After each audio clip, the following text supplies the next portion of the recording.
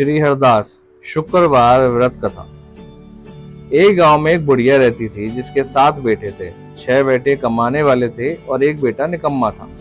बुढ़िया माँ 6 पुत्रों का झूठा 7वें पुत्र को देती।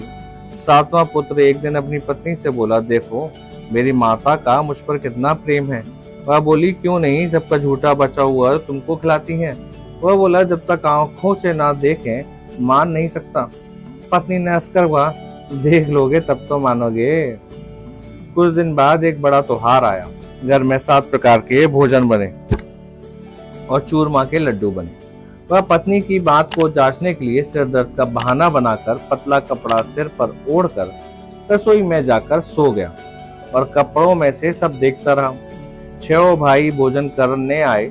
उसने देखा माँ ने उनके लिए सुंदर सुंदर आसन बिछाए, 7 प्रकार की रसोई परोसी और आग्रह करके उन्हें भोजन कराती रही। वह देखता रहा। 6 भाई भोजन कर उठ गए तब माँ ने उनकी थालियों में से लड्डुओं के टुकड़े को उठाया और एक लड्डू बनाया। जूठन साफ कर माँ ने उसे पुकारा, उठ बेटा उठ, तेरे भाइयों ने भोजन कर लिया, तू भी उठकर भोजन कर ले। उसने कहा, माँ मुझे भोजन नहीं करना, मैं परदेश जा रहा हूँ। माता ने कहा, कल जाना है तो आज चला जा। वह बोला, हाँ हाँ जा रहा हूँ। यह कहकर वह घर से निकल गया। चलते समय उसे पत्नी की याद आई। वह गौशाला में कंडे थाप रही थी। वहां जाकर बोला, मेरे पास तो कुछ नहीं है, ये अंगूठी है तो ले लो और अपनी कोई निशानी मुझे दे दो। वह बोली, मेरे पास क्या है, ये गोबर भरा हाथ है। ये कहकर पत्नी ने उसकी पीठ पर गोबर का हाथ की थाप मार दी। वह चल दिया। चलते चलते दूर देश में पहुंचा। वहां एक साहूकार की दुकान थी। वहां जाकर बोला, सेठ जी मुझे नौकरी पर रख लो। साहूकार को नौकर की सख्त जरूरत थी। साहूकार ने कहा, काम देखकर तनख्वाह मिलेगी। उसने कहा, सेठ जी जैसा आप ठीक समझे। उसे साहूकार के यहाँ नौकरी मिल गई। वो वहां दिन रात काम करने लगा। कुछ दिन में दुकान का लेन देन, हिसाब किताब, ग्राहकों का माल बेचना, सारा काम करने लगा। साहूकार के 7-8 नौकर थे। वह सब चक्कर खाने लगे, लेकिन उसने अपनी लगन, परिश्रम और ईमानदारी से सभी को पीछे छोड़ दिया। उसे अपने किए का फल मिला। सेठ ने भी उसका काम देखा और 3 महीने में ही उसे मुनाफे में साझीदार बना लिया। परिश्रम करते करते 12 बरस में ही वह नगरी का नामी सेठ बन गया और सेठ अपना सारा कारोबार उस पर छोड़कर बाहर चला गया। इधर उसकी पत्नी पर क्या बीती वह सुने। सास ससुर उसे दुखी करने लगे। गृहस्थी का काम करवाकर उसे लकड़ी लेने जंगल में बेचते। इस बीच घर की रोटियों के आटे से जो भूसी निकलती उसकी रोटी बनाकर रख दी जाती और फूटे नारियल की नरेली में पानी दिया जाता। इस तरह दिन बीतते रहे। एक दिन वह जब जंगल में लकड़ी लेने जा रही थी तब उसे रास्ते में बहुत सी स्त्रियां संतोषी माता का व्रत करती दिखाई दी। वो वहां खड़ी होकर पूछने लगी, बहनों ये तुम किस देवता का व्रत करती हो और इसके करने से क्या फल मिलता है? इस व्रत के करने की क्या विधि है? यदि तुम अपना इस व्रत का विधान मुझे समझाकर कहोगी तो मैं तुम्हारा बड़ा एहसान मानूंगी। उनमें से एक स्त्री बोली, सुनो ये संतोषी माता का व्रत है। इसके करने से निर्धनता, दरिद्रता का नाश होता है, लक्ष्मी आती है, मन की चिंताएं दूर होती हैं, मन को प्रसन्नता और शांति मिलती है, निपुति को पुत्र मिलता है, प्रीतम भार गया हो तो वह शीघ्र लौट आता है, कुंवारी कन्या को मनपसंद वर मिलता है, चलता मुकदमा खत्म हो जाता है, कलह कलेश की निवृत्ति हो, सुख शांति होती है, घर में धन जमा हो, धन जायदाद का लाभ होता है, तथा और भी मन में कुछ कामना हो सब संतोषी माता की कृपा से पूरी हो जाती हैं। इसमें संदेह नहीं है। वह पूछने लगी, ये व्रत कैसे किया जाता है, यह भी बताओ तो बड़ी कृपा होगी। वह स्त्री कहने लगी, बिना परेशानी, श्रद्धा और प्रेम से जितना भी बन सके प्रसाद लेना, 5.25 पैसे से 5.25 आने तक, तथा इससे भी ज्यादा शक्ति और भक्ति के अनुसार गुड़ और चना लें। हर शुक्रवार को निराहार रह के कथा कहना, सुनना, इसके ओम बीच कमी नहीं टूटे। नियम पालन करना, सुनने वाला कोई न मिले तो घी का दीपक जलाकर उसके आगे जल के पात्र को रख कर कथा कहना, परंतु नियम न टूटे जब तक कार्य सिद्ध न हो। नियम पालन करना और कार्य सिद्ध हो जाने पर व्रत का उद्यापन करना। 3 मास में माता पूरा फल प्रदान करती हैं। यदि किसी के ग्रह खोटे भी हैं तो माता 1 वर्ष में अवश्य उनको अनुकूल करती हैं। कार्य सिद्ध होने पर ही उद्यापन करना चाहिए, बीच में नहीं। उद्यापन में अढ़ाई सेर आटे का खाजा तथा इसी अनुसार खीर तथा चने का साग बनाना। 8 बच्चों को भोजन कराना। जहाँ तक मिलन देवर जेठ भाई बंधु कुटुंब के लड़के लेना, ना मिले तो रिश्तेदारों और पड़ोसियों के लड़के बुलाना। उन्हें भोजन करा यथाशक्ति दक्षिणा दे। माता का नियम पूरा करना। ध्यान रखना उस दिन घर में कोई खटाई ना खाए। यह सुन वह वहां से चल दी। रास्ते में लकड़ी के बोझ को बेच दिया और उन पैसों में से गुड़ चना ले माता के व्रत की तैयारी कर आगे चली। रास्ते में संतोषी माता के मंदिर में जा माता के चरणों में लौटने लगी।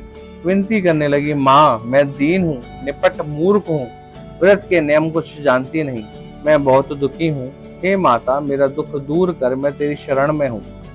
माता को दया आई। एक शुक्रवार बीता कि दूसरे शुक्रवार को ही उसके पति का पत्र आया और तीसरे शुक्रवार को उसका भेजा हुआ पैसा आ पहुंचा। ये देखकर जेठानी मुंह से कोड़ने लगी, इतने दिनों बाद इतना पैसा आया, इसमें क्या भड़ाई है। लड़के ताने देने लगे, काकी के पास अब पत्र आने लगे, रुपए आने लगा, अब तो काकी की खातिर बढ़ेगी, अब तो काकी बुलाने से भी नहीं बोलेगी। बेचारी सरलता से कहती, भैया पत्र आया, रुपया आया तो सबके लिए अच्छा है। ऐसा कहकर आंखों में आंसू भरकर संतोषी माता के मंदिर में जा ईश्वरी की चरणों में गिरकर रोने लगी। माँ मैंने तुमसे पैसा नहीं मांगा, मुझे पैसे से क्या काम, मुझे तो अपने सुहाग से काम है। मैं तो अपने स्वामी के दर्शन और सेवा मांगती। तब माता ने प्रसन्न होकर कहा, जा बेटी तेरा स्वामी जल्द ही आएगा। ये सुन खुशी से बावली हो वह घर आकर काम करने लगी। संतोषी माँ विचार करने लगी, इस भोली पुत्री से मैंने कह तो दिया कि तेरा पति शीघ्र आएगा, पर आएगा कहाँ से? वह तो उसे स्वप्न में भी याद नहीं करता और इसे इसके याद दिलाने तो मुझे ही कुछ करना पड़ेगा। संतोषी माता ने उस बुढ़िया के बेटे को स्वप्न में समझाया, पुत्र तेरी घरवाली कष्ट उठा रही है। वह बोला, हाँ माता ये तो मुझे भी मालूम है, परंतु क्या करूं, वहाँ कैसे जाऊं? परदेश की बात है, लेन देन का सारा हिसाब किताब है, कोई जाने का रास्ता नजर नहीं आता। आप ही कोई राह दिखाएं कि वह कैसे जाऊं। माँ कहने लगी, सवेरे नहा धोकर संतोषी माता का नाम ले, घी का दीपक जला, दंडवत कर और दुकान पर जा बैठना। देखते देखते तेरा लेन देन चुक जाएगा, जमा माल बिक जाएगा, सांझ होते होते धन का ढेर लग जाएगा। वह अगले दिन सुबह बहुत जल्दी उठा। उसने अपने मित्र बंधुओं परिचितों से स्वप्न में माता द्वारा कही गई बात बताई, पर सब उनकी बात सुनकर उसकी खिल्ली उड़ाने लगे। वह कहने लगे कि कहीं कभी सपने की बात सच्ची भी होती है। एक बूढ़ा व्यक्ति बहुत समझदार था। वह बोला, देखो भाई मेरी बात मानो, इस तरह सांच या झूठ कहने के बदले देवता ने जैसा कहा है वैसा ही करना, तेरा क्या जाता है। बूढ़े की बात मानकर नहा धोकर उसने संतोषी माता को प्रणाम किया, फिर का दीपक जलाकर दुकान पर जा बैठा। शाम तक धन का ढेर लग गया। वह हैरान हुआ, मन में संतोषी माता का नाम ले प्रसन्न हो घर जाने के वास्ते गहना कपड़ा और सामान खरीदने लगा। सब काम से निपट आने घर को रवाना हुआ। उधर उसकी पत्नी जंगल में लकड़ी लेने गई। लौटते वक्त थक जाने के कारण संतोषी माता के मंदिर पर विश्राम करने बैठ गई। यह तो उसका रोज रुकने का स्थान था। धूल उड़ती देख उसने माता से पूछा, हे माता ये धूल कैसी उड़ रही है? माँ ने कहा, हे पुत्री तेरा पति आ रहा है, अब तू ऐसा कर, लकड़ियों के 3 बोझ बना, एक नदी के किनारे रख, दूसरा मेरे मंदिर पर और तीसरा अपने सिर पर रख। तेरा पति को लकड़ी का गट्ठा देखकर मोह पैदा होगा, ये यहाँ वहाँ रुकेगा, नाश्ता पानी बनाकर माँ से मिलने जाएगा। तू लकड़ी का बोझ उठाकर जाना और बीच चौक में गड्ढा डालकर 3 आवाजें जोर से लगाना, लो सासू जी लकड़ियों का गट्ठा लो, भूसी की रोटी दो, नारियल के खपरे में पानी दो, आज कौन मेहमान आया है। संतोषी माँ की बात सुनकर वह बहुत अच्छा माँ कहकर प्रसन्न मन से लकड़ियों के 3 बोझ बना लाई। एक नदी के तट पर, दूसरा माता के मंदिर पर रख। इतने में ही मुसाफिर वहां आ पहुंचा। सूखी लकड़ी देख उसको इच्छा हुई कि वह यहीं विश्राम कर ले और भोजन बनाकर खा पीकर गांव चले। इस प्रकार भोजन कर विश्राम कर वह अपने गांव में आ गया। उसी समय बहू सिर पर लकड़ी का गट्ठा लिए आई। उसने गट्ठे को आंगन में डाल जोर से 3 आवाज दी। लो सासू जी, लकड़ी का गट्ठा लो, भूसी की रोटी दो, नारियल के खप्पर में पानी दो। आज कौन मेहमान आया है? ये सुनकर सास ने अपने दिए हुए कष्टों को बुलाने के लिए कहा, बहू तू ऐसा क्यों कहती है? तेरा मालिक ही तो आया है। बैठ, मीठा भात खाकर कपड़े गहने पहन। पत्नी की आवाज सुनकर उसका स्वामी बाहर आया और उसके हाथ में पहनी अंगूठी देख व्याकुल हो गया। उसने माँ से पूछा, माँ ये कौन है? माँ बोली, बेटा तेरी पत्नी है। आज 12 वर्ष हो गए हैं जब से तू गया है, तब से सारे गांव में जानवर की तरह भटकती फिरती है, काम काज कुछ करती नहीं, 4 समय आकर खा जाती है। अब मुझे देखकर भूसी की रोटी और नारियल के खप्परे में पानी मांगती है। वह बोला, माँ मैंने इसे भी देखा है और तुम्हें भी। मुझे दूसरे घर की चाबी दो, मैं उसमें रहूंगा। ठीक है बेटा, जैसी तेरी मर्जी, कहकर माँ ने चाबी का गुच्छा बेटे के सामने रख दिया। उसने दूसरे घर को खोलकर सारा सामान जमाया। एक ही दिन में वह राजा के महल जैसा ठाट पाट बन गया। अब क्या था, वह सुख भोगने लगी। अगला शुक्रवार उसने पति से कहा, मुझे संतोषी माता का उद्यापन करना है। पति बोला, बहुत अच्छा, खुशी से कर लो। वह उद्यापन की तैयारी करने लगा। जेठ के लड़कों को भोजन करने के लिए कहने गई। उन्होंने मंजूर किया, परंतु पीछे से जेठानी ने अपने बच्चों को सिखलाया, देखो रे, भोजन के समय सब लोग खटाई मांगना, जिससे उसका उद्यापन पूरा ना हो। लड़के भोजन करने गए, खीर पेट भरकर खाई, परंतु बात ये आते ही कहने लगे, हमें कुछ खटाई खाने को दो, खीर खाना हमें भाता नहीं, देखकर अरुचि होती है। लड़के उठ खड़े हुए, बोले पैसे लाओ। बोली कुछ जानती ना थी, उसने उन्हें पैसे दे दिए। लड़कों ने बाजार जाकर उन्हें पैसों से इमली खरीदी और खाई। ये देखकर बहू पर माताजी ने कोप किया। राजा के दूत उसके पति को पकड़ ले गए। अब सब मालूम हो जाएगा जब जेल की रोटी खाएगा। बहू से यह वचन सहन नहीं हुए। वह संतोषी माता के मंदिर में गई और कहने लगी, माता तुमने ये क्या किया?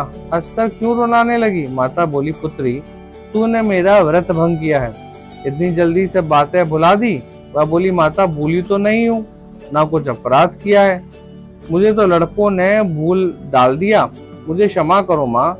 माँ बोली, ऐसी भूल भी कहीं होती है? यह बोली, कोई भूल नहीं होगी। अब बताओ मेरे पति कैसे आएंगे?